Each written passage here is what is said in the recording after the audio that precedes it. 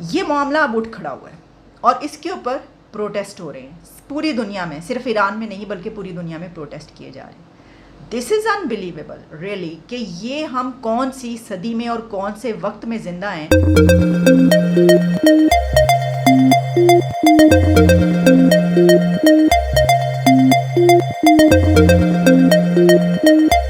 ये साफ ये पता चल रहा है कि उनके ऊपर तशद्दुद किया गया है, महसा अमीनी के ऊपर तशद्दुद किया गया है और ख़वातीन इसके ख़िलाफ़ बड़े उस पे लेवल पर जो है वो प्रोटेस्ट कर रहे हैं दुनिया में। पाकिस्तान में कोई ऐसा मुसलमान इस टाइम पाकिस्तानी ऐसा मौजूद नहीं है, हमारे से ज़्यादा जो अमीर मुसलमान इंडिया में मौजूद है। जब स्टेटमेंट्स आती हैं बड़े बड़े लीडरान की तरफ से और वो फॉर्मर प्राइम मिनिस्टर्स हों कि जी पाकिस्तान दिवालिया होने जा रहा है या हो चुका है, के लिए जिन वजूहात की बिना पर अलहदा मुल्क बनाया गया था, क्या वो मकासद पूरे हो रहे हैं? WHO कह रहा है कि पाकिस्तान के अंदर जो है वो बीमारियां फैलने जा रही हैं। तो मतलब शर्म से कोई डूब ही मर जाने की ज़रूरत है मुस्लिम उम्मा के लीडर्स को कि जो इस वक्त क्या करते फिर रहे हो। तो हमारे यहाँ पे जो सियालकोट में वाक़या हुआ था वो मैनेजर के साथ तरह वो होता था ना कि पत्थर का ज़माना होता था। जय हिंद दोस्तों, very warm welcome to Hindustan special channel. जैसा कि दोस्तों आपने क्लिप में देखा, ईरान की महिलाओं ने अपने हिजाब उतार फेंकी और एक भारी विरोध प्रदर्शन हिजाब के खिलाफ उठ खड़ा हुआ। दरअसल हुआ कुछ यूं कि ईरान में शनिवार को मॉरल पुलिसिंग की वजह से जान गंवाने वाली महसा अमीनी को न्याय दिलाने की मुहिम और तेज हो गई है। ईरान में 22 वर्षीय महसा अमीनी को हिजाब नियमों के खिलाफ जाना इतना महंगा पड़ा कि पुलिस हिरासत में उसे अपनी जान गंवानी पड़ी। उसे कुछ माह पहले सार्वजनिक रूप से हिजाब हटाने का आग्रह करने पर सरकार की मॉरल पुलिसिंग ने गिरफ्तार कर लिया और लगातार प्रताड़ित किया। पुलिस हिरासत में उसकी तबीयत बिगड़ गई और कोमा में जाने के बाद महसा ने अपनी जान गंवा दी। इसके विरोध में ईरान में महिलाएं उठ खड़ी हुई और हिजाब उतार फेंके। पाकिस्तानी मीडिया, उन्होंने अपने हिजाब जला भी दिए। पाकिस्तानी मीडिया ईरान में हुई इस घटना पर सख्ते में है और चर्चा कर रहा है कि देखो कैसे ईरान में महिलाओं ने अपने हिजाब उतार फेंके हैं। इस वक्त मैं जिस मुद्दे पर बात कर रही हूँ वो इस वक्त का सबसे इम्पॉर्टेंट टॉपिक है, लेकिन उसके ऊपर बात उस तरीके से नहीं हो रही। एक हादसा होता है जो सिर्फ हादसा नहीं बल्कि सानिया कहना चाहिए इसको। ईरान में एक लड़की, एक खातून जिनका नाम महसा अमीनी था, वो अपने भाई के साथ सैर करने के लिए निकली थी, अपने भाई के साथ जा रही थी, लेकिन उन्होंने हिजाब नहीं पहना हुआ था और हिजाब ना ओढ़ने की वजह से पुलिस ने उन्हें गिरफ्तार किया और उसके 2 दिन के बाद थाने में वो वफात पा गई। ये मामला अब उठ खड़ा हुआ है और इसके ऊपर प्रोटेस्ट हो रहे हैं पूरी दुनिया में, सिर्फ ईरान में नहीं बल्कि पूरी दुनिया में प्रोटेस्ट किए जा रहे हैं। दिस इज़ अनबिलीवेबल रियली कि ये हम कौन सी सदी में और कौन से वक्त में ज़िंदा हैं कि जब अफ़गानिस्तान और ईरान में ख़वातीन के साथ, लड़कियों के साथ ये सलूक हो रहा है कि अगर आपने अपना सर नहीं ढांपा, जो कि आपके मुल्क की एक रिवायत है, और अगर किसी बिना पर या गलती के बिना पर कोई खातून आपके उस मुल्क के कानून की खिलाफ वर्जी कर देती है तो आप उसको पकड़ के थाने ले जाएंगे, आप उसको जेल में बंद कर देंगे और आप उसको इतना मारेंगे कि वो मर जाएगी। इसके ऊपर जो ईरान की हुकूमत है उसने भी तहकीकात का जो है वो ज़ाहिर है कि तफ्तीश का हुक्म तो दे ही दिया होगा, लेकिन देखें ये साफ ये पता चल रहा है कि उनके ऊपर तशद्दुद किया गया है, महसा अमीनी के ऊपर तशद्दुद किया गया है और ख़वातीन इसके ख़िलाफ़ बड़े उस पे लेवल पर जो है वो प्रोटेस्ट कर रहे हैं दुनिया में और जो ह्यूमन राइट्स की तंजीमें हैं वो भी इसके ऊपर आवाज़ उठा रही हैं। उनकी एज जो थी वो सिर्फ 22 ईयर्स थी, वो 22 साल लड़की थी जिसके साथ ये सलूक किया गया है सिर्फ एक हिजाब ना पहनने के बिना पर।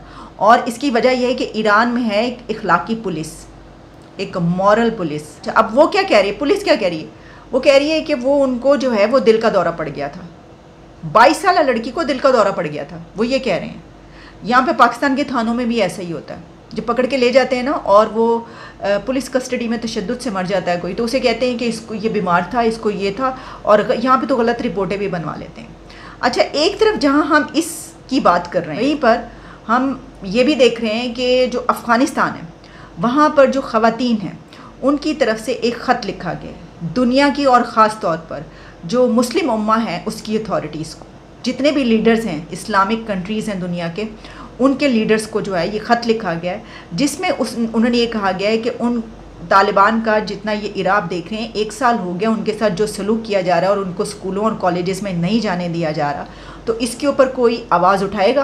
कि जिसमें ये कहा गया है कि जो है ये पूरा 1 साल वो तारीकी का है, डार्कनेस का है, अंधेरे का है, और मुस्लिम उम्मा के नाम ये ख़त लिखा है उन बच्चियों ने, उन लड़कियों ने, कि हमारी तरफ कोई देख रहा है, किसी को ये पता है कि हमारे साथ क्या सलूक हो रहा है।